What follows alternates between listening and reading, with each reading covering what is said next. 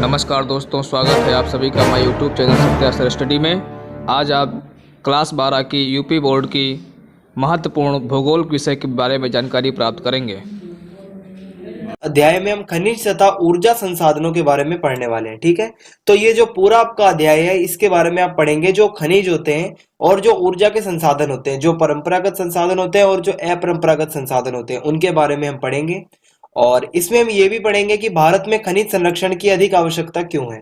जो खनिज है भारत में, चाहे वो किसी भी प्रकार के खनिज हो, लौह खनिज हो चाहे अलौह खनिज हो, उनको बचाने की, उनका संरक्षण करने की जरूरत क्यों पड़ती है, हमें ये पढ़ेंगे। और इसमें हम ये भी जानेंगे कि भारत में खनिज कहाँ कहाँ पर पाए जाते हैं। मान लो सपोज लोहा है तो लोहा कहाँ पाया जाता है, तांबा है तो वो कहाँ पाया जाता है, या जो भी खनिज है वो जहां जहां पाया जाता है उसके बारे में हम पढ़ेंगे।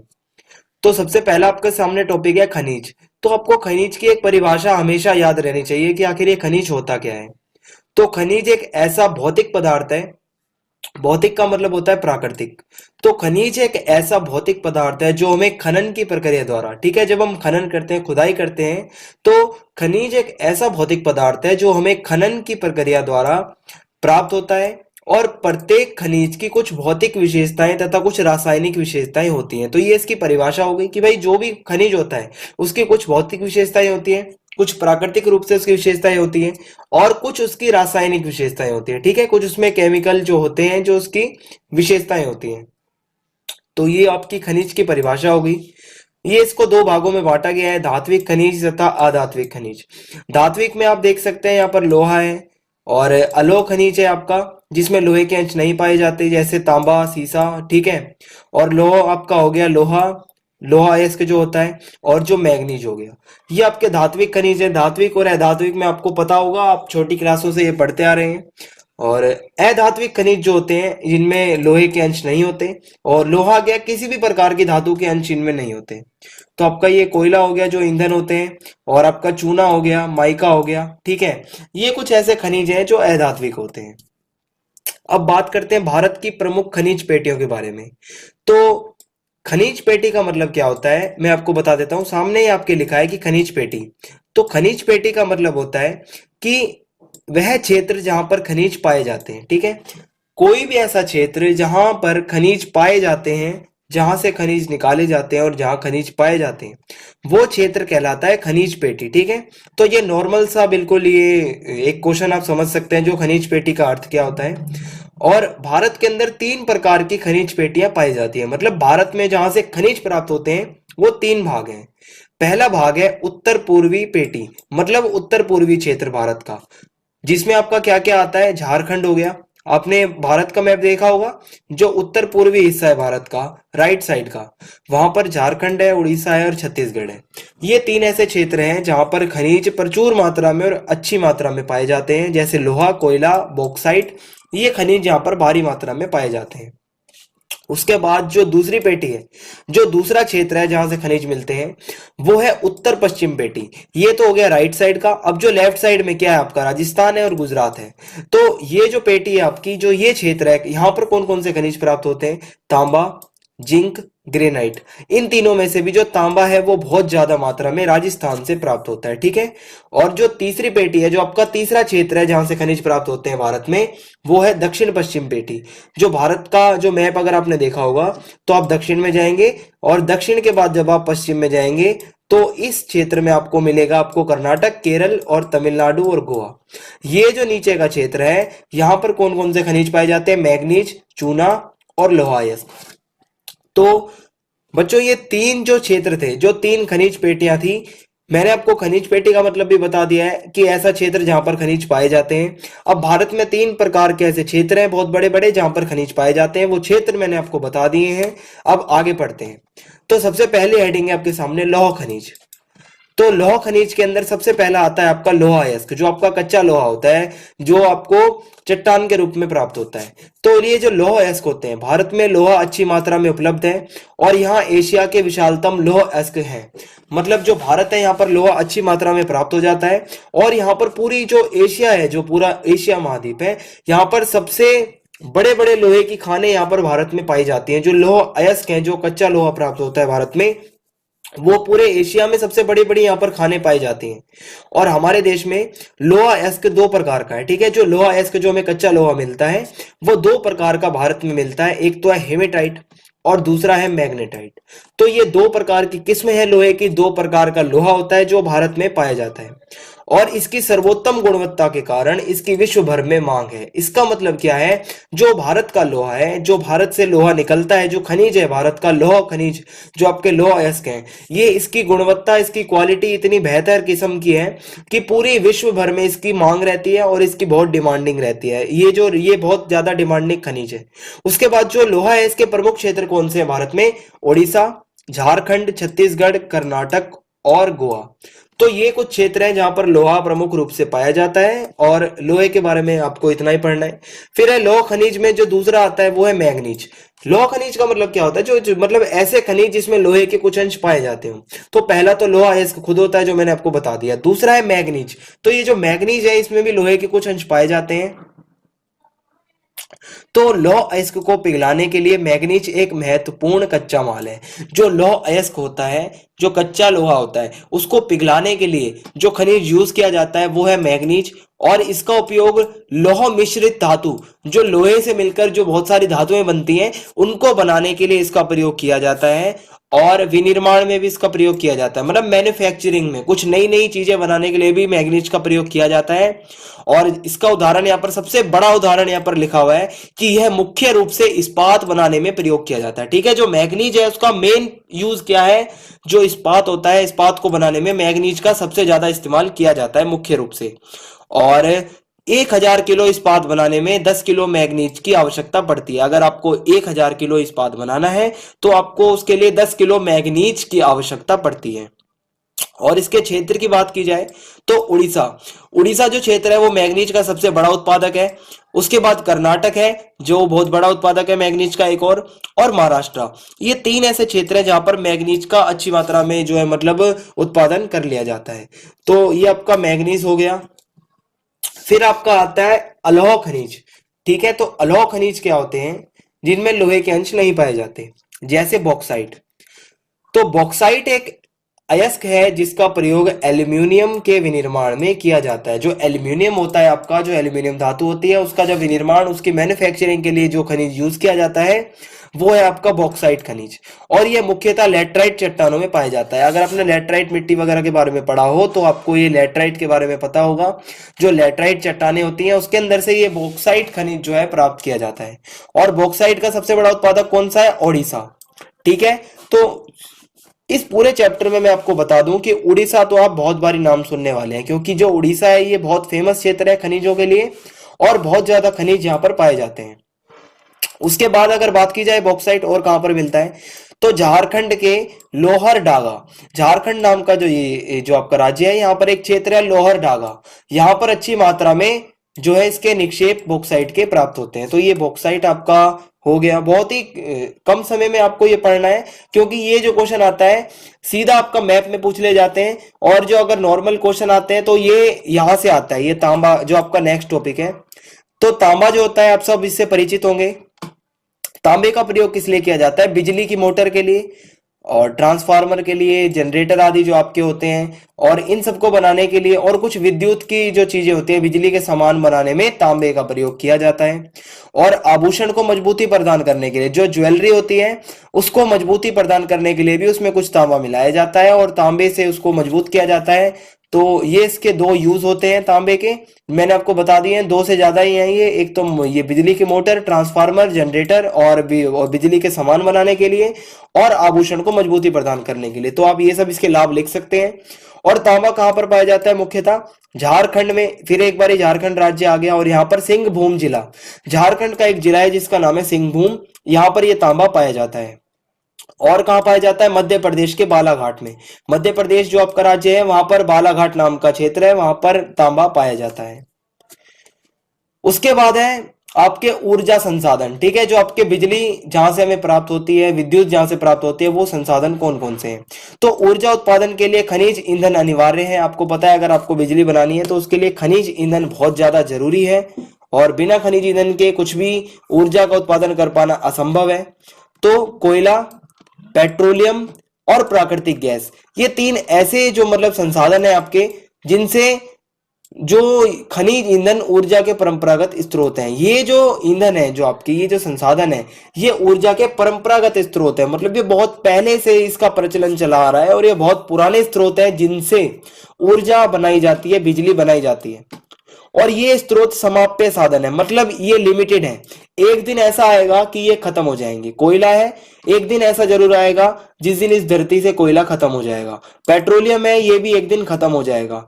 और प्राकृतिक गैस है, ये भी एक दिन खत्म हो जाएगी। तो ये तीन जो आपके ऐसे स्रोत हैं जो समाप्य हैं और ये समय आने पर एक दिन खत्म हो जाएंगे। इसीलिए कहा जाता है कि कोयले का, पेट्रोलियम का संरक्षण करो, इसको बचा के रखो, पेट्रोल को बचाओ। ठीक है, तो सबसे पहले मैं आपको कोयले के बारे में कुछ बताऊंगा।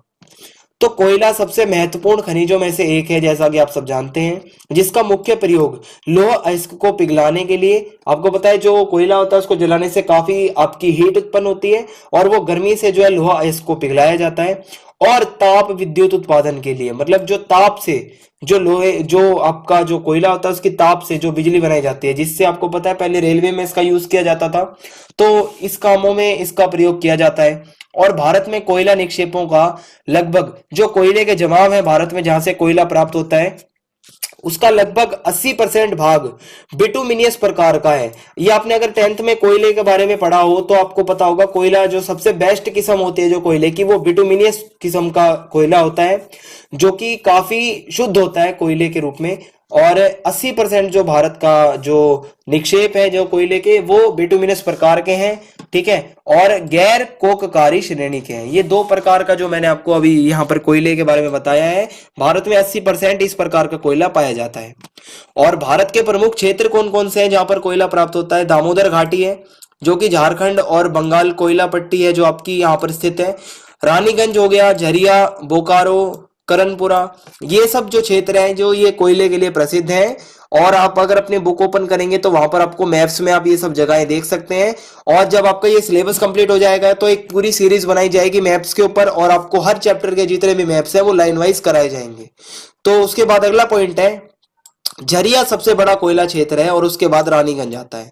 जो झरिया है, अब आपको कमेंट बॉक्स में मुझे ये बताना है, जो ये झरिया है ये आखिर कहां पर है, कौन से राज्य में ये झरिया क्षेत्र पाया है जो आपका ये स्थित है, ये आप मेरे को कमेंट बॉक्स में बताएंगे। और उसके बाद नेक्स्ट पॉइंट है, सर्वाधिक महत्वपूर्ण कोयला खनन केंद्र मध्य प्रदेश में सिंगरौली है। जो सर्वाधिक महत्वपूर्ण कोयला खनन केंद्र है, जो कोयला जहां से कोयले की सबसे ज्यादा मात्रा में खुदाई करके जिसे निकाला जाता है, वो कौन सा है? वो मध्य प्रदेश में सिंगरौली है। ये सिंगरौली नाम की जो जगह है ये बहुत फेमस है। अगर आपके पास हिंदी इलेक्टिव है तो वहां पर आपका एक चैप्टर आएगा जहां पर आप सिंगरौली जो नाम की जगह है उसका जिक्र आप पढ़ेंगे। ठीक है, तो ध्यान रखना इस बारे में, ये सिंगरौली नाम की जगह है, ये बहुत फेमस है। उसके बाद छत्तीसगढ़ में कोरबा और उड़ीसा में तलचर, ये दो जगहें हैं जो कोयले के लिए फेमस है। इसके अतिरिक्त भूरा कोयला, जिसे लिग्नाइट भी कहा जाता है, तमिलनाडु के तट के भाग में पाया जाता है। ठीक है, तो ये कहां पाया जाता है? जो तमिलनाडु आपका दक्षिण में है वहां पर जो उसका तट है उसके तटीय भागों में पाया जाता है, जो आपका लिग्नाइट, जिसे हम भूरा कोयला भी कहते हैं। तो ये कोयले के बारे में मैंने आपको कुछ बातें बताई हैं, और आपको अगर बिल्कुल भी टेंशन लेने की जरूरत नहीं है। ये जो आपके क्वेश्चंस हैं ये मैप्स में ज्यादातर पूछे जाने वाले क्वेश्चन हैं। जो आपका ये क्षेत्र जितने भी आप सब पढ़ रहे हैं, तो आपको ये मैप के हिसाब से याद करना है। अगर आपको ऐसे याद रहता है तो आप ऐसे भी याद कर सकते हैं, वरना आप एक बार बुक खोलकर आप उसमें मैप देख सकते हैं। और ये जब आपका हो जाएगा तो मैंने आपको बता दिया है कि मैप्स की सीरीज पूरी बनाई जाएगी। उसके बाद है पेट्रोलियम। अब भाई जो पेट्रोलियम होता है ये कहाँ का यूज होता है? मोटर वाहनों में, रेलवे में, और जो आपके एयरप्लेन्स होते हैं, वायुयान होते हैं, इनके रूप में, जो इनके ईंधन के रूप में इसका प्रयोग किया जाता है, ईंधन के रूप में। और यह कोयले के बाद दूसरा सबसे महत्वपूर्ण साधन है। सबसे पहले कोयला आता है और कोयला काफी पुराना हो चुका है, तो अब कोयले की जगह पेट्रोलियम का इस्तेमाल किया जाता है। और इसके बाद इसके जो बहुत सारे सहजवाद है, जो पेट्रोलियम से ही बहुत सारी चीजें बनाई जाती हैं, जैसे उर्वरक आपके बनाए जाते हैं, कृत्रिम रबड़, जो आपका रबड़ बनता है वो बनाया जाता है, रेशे बनाए जाते हैं, दवाइयां बनाई जाती हैं पेट्रोलियम से मिक्स करके, वैसलीन बनाया जाता है, आपका जो मोम होता है वो बनता है, इससे साबुन बनता है, और बहुत सारी ऐसी चीजें हैं जो इसको प्रक्रमित इसके द्वारा की जाती है, और पेट्रोलियम से ही ये सारी चीजें बनाई जाती हैं। उसके बाद नेक्स्ट एक ये फैक्ट है बहुत अच्छा, कि व्यवस्थित रूप से तेल का उत्पादन, एक पूरे मैनेजमेंट से जो ये तेल का उत्पादन, जो पेट्रोलियम का अच्छी तरीके से उत्पादन कब किया गया? 1956 में। 1956 में क्यों? क्योंकि 1956 में तेल एवं प्राकृतिक गैस आयोग, ये जो आयोग था आपका, इसकी स्थापना की गई 1956 में। इसके बाद से जो तेल का उत्पादन है वो काफी अच्छी तरीके से और मैनेजमेंट तरीके से किया गया, और ये आपको याद रखना है 1956 में। और नेक्स्ट पॉइंट है असम का डिगबोई। असम का एक क्षेत्र है डिगबोई, जिसका नाम है असम का डिगबोई क्षेत्र, सबसे पुराना तेल उत्पादक क्षेत्र है। अगर बात की जाए भारत की, तो असम का जो डिगबोई क्षेत्र है सबसे पुराना क्षेत्र है जहां पर तेल का उत्पादन किया जाता है। उसके बाद जो अगला क्षेत्र है वो है मुंबई हाई। ये आपने बहुत बारी ये जगह का नाम सुना होगा, मुंबई हाई, जो कि मुंबई जो मेन सिटी है उससे 160 किलोमीटर की दूरी पर है। और 1973 में मुंबई हाई को खोजा गया था, और खोजने के बाद 1976 से वहां पर उत्पादन स्टार्ट हो गया जो आपका पेट्रोलियम का। तो ये पेट्रोलियम के बारे में मैंने आपको कुछ बातें बताई हैं, ये भी आपको याद रखनी है। उसके बाद आपका जो नेक्स्ट संसाधन है वो है प्राकृतिक गैस। अब जो प्राकृतिक गैस है भाई, ये क्या है कि gas authority of India limited, जिसको शॉर्ट फॉर्म में कहते हैं गेल, ठीक है। तो gas authority of India limited की स्थापना कब की गई? 1984 में। अब ये गैस लिमिटेड जो आपकी ये जो अथॉरिटी है, ये किस लिए इसकी स्थापना की गई थी? कि प्राकृतिक गैस जो है आपकी, उसके परिवहन के लिए, एक जगह से दूसरी जगह पर उस गैस को भेजने के लिए, और उस गैस के विपणन के लिए, मतलब उसको बांटने के लिए, या उसका व्यापार करने के लिए प्राकृतिक गैस जो ये आपका gas authority of India limited है, इसकी स्थापना की गई थी इन दो कामों के लिए। और प्राकृतिक गैस के जो प्रमुख क्षेत्र है भारत में वो है तमिलनाडु का पूर्वी तट, ओडिशा, आप देख सकते हैं ओडिशा का नाम कितनी बार आ चुका है, और आंध्र प्रदेश, त्रिपुरा और राजस्थान, ये प्रमुख क्षेत्र हैं जो प्राकृतिक गैस के लिए फेमस हैं। तो प्राकृतिक गैस के बारे में आपको इतना ही पढ़ना है। उसके बाद जो आपका नेक्स्ट टॉपिक है वो है अपरंपरागत ऊर्जा स्रोत। जो अपरंपरागत आपके जो ऊर्जा के स्रोत हैं, जो कि आप जिसे नवीकरणीय ऊर्जा कह सकते हैं, ठीक है, जिसको आप दोबारा से बना सकते हैं, जैसे आपका नाभिकीय ऊर्जा जिसे हम परमाणु ऊर्जा भी कहते हैं, जैव ऊर्जा, पवन ऊर्जा, भूतापीय ऊर्जा, सौर ऊर्जा और ज्वारीय तथा तरंग ऊर्जा। ये कुछ ऊर्जा है जो कि आज के टाइम पे बहुत फेमस है, क्योंकि खनिजों का संरक्षण अगर करना है तो इन ऊर्जा का यूज करके ही हम प्रदूषण को कम कर सकते हैं और खनिजों का संसाधन, जो आपके जो खनिज संसाधन है उनका संरक्षण कर सकते हैं। सबसे पहले मैं आपको बताऊंगा नाभिकीय ऊर्जा, या जिसे हम परमाणु ऊर्जा भी कहते हैं। तो परमाणु ऊर्जा को जो बनाया जाता है, इसका उत्पादन किया जाता है, उसके लिए दो प्रमुख खनिजों का इस्तेमाल किया जाता है, जिसको हम कहते हैं यूरेनियम और थोरियम। इन दोनों को मिक्स करके इससे जो है परमाणु ऊर्जा का उत्पादन किया जाता है।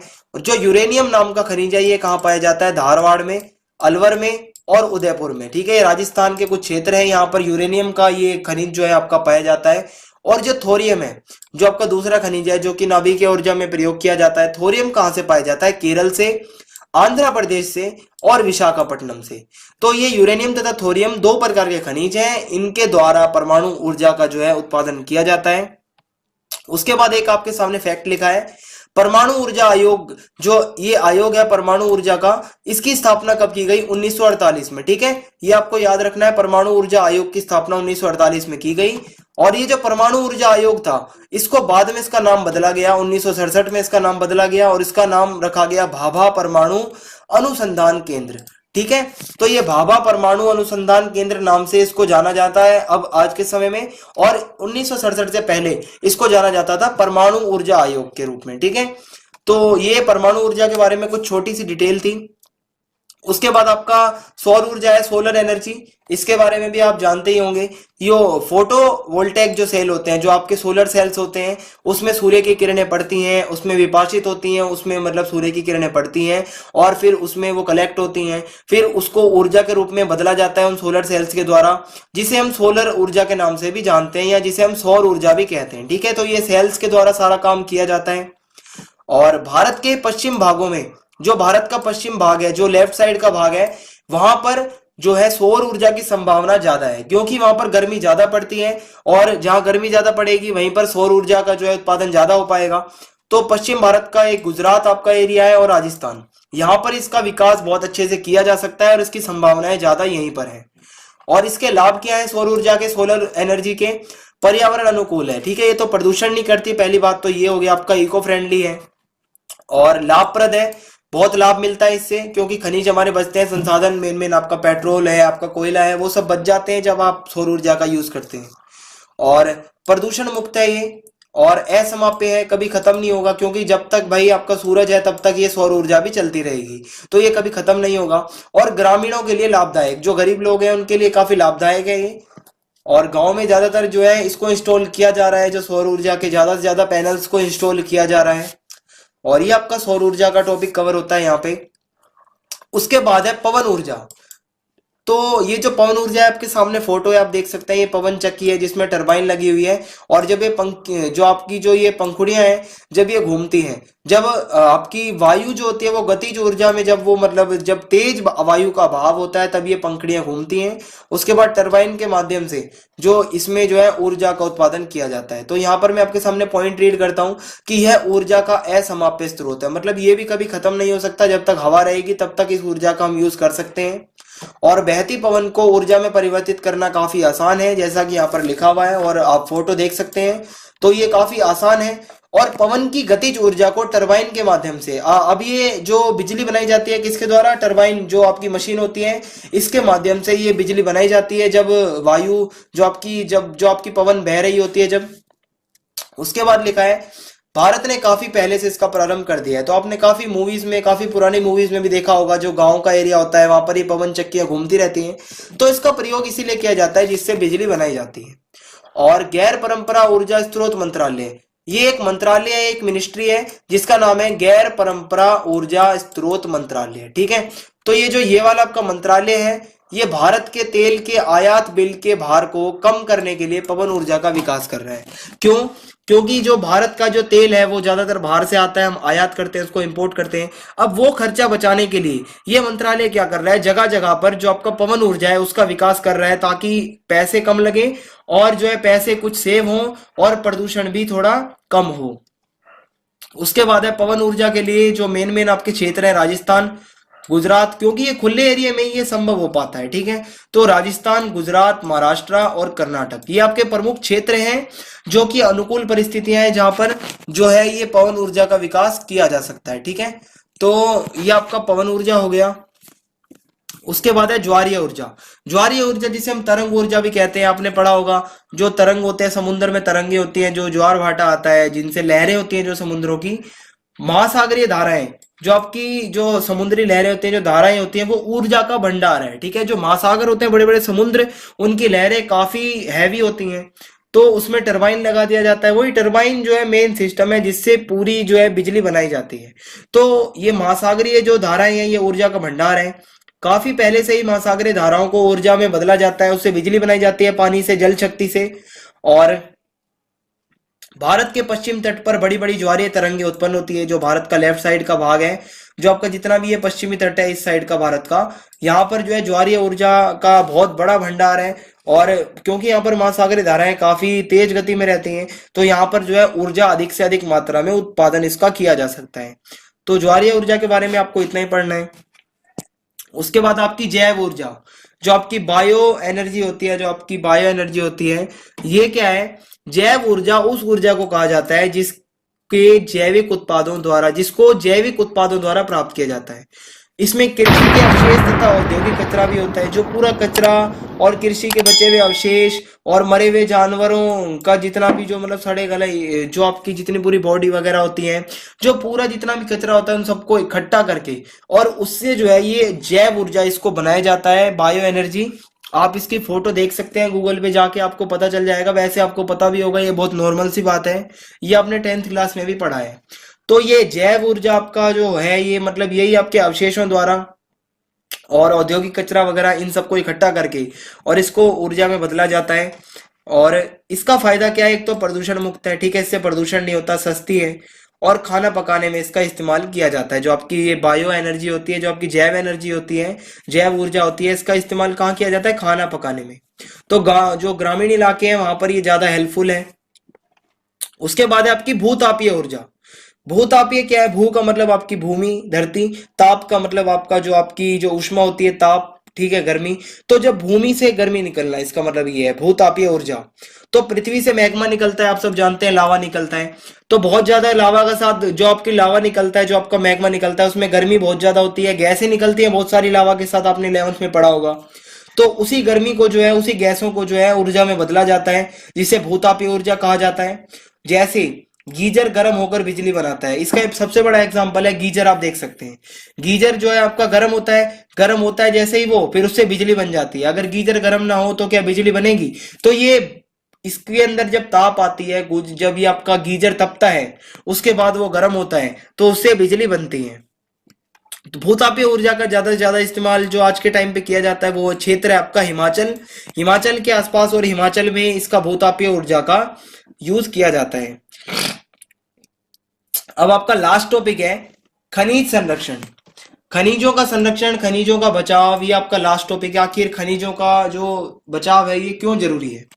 तो खनिज समय के साथ समाप्त होते जा रहे हैं। आपको पता है जो इंपॉर्टेंट आपके खनिज है, बहुमूल्य खनिज है, वो धीरे धीरे खत्म होते जा रहे हैं लोगों के लालच की वजह से, और इन्हें बनने में काफी लंबे समय लगता है। ऐसा नहीं है कि आपने एक दिन में खत्म कर दिए तो आप अगले दिन में उसको बना देंगे फिर आप उसका यूज करेंगे। एक खनिज को बनने में हजारों लाखों साल लग जाते हैं, तब जाके वो हमें प्राप्त होता है, और हमें उसको यूज करने में 5 मिनट भी नहीं लगते, ठीक है। तो इसीलिए कहा गया है कि इनको बनने में लंबा समय लगता है, इसलिए सतत पोषणीय विकास के लिए संरक्षण जरूरी है। अगर आपको सतत पोषणीय विकास करना है कि आपके आने वाली पीढ़ियों को भी वो संसाधन मिल सके, तो आपको इनका संरक्षण करना, इनका बचाव करना जरूरी है। तो आपको समझ में आ गया होगा कि खनिजों को बचाना आखिर क्यों जरूरी है। तो इसको हम कैसे बचा सकते हैं खनिजों को, इसकी कुछ विधियां हैं आपके सामने, संरक्षण की विधियां जो कि मोस्ट इंपोर्टेंट है। पहली विधि है ऊर्जा के अपरंपरागत साधनों का अधिक प्रयोग करें। जो मैंने आपको बताया अभी, सौर ऊर्जा, पवन ऊर्जा, जैव ऊर्जा, ज्वारीय ऊर्जा, अगर इन सब का अगर हम ज्यादा से ज्यादा इस्तेमाल करते हैं तो खनिजों का संरक्षण होगा, आने वाली पीढ़ियां भी संसाधनों का इस्तेमाल कर पाएंगी। दूसरी विधि है धात्विक खनिजों की रिसाइक्लिंग करना।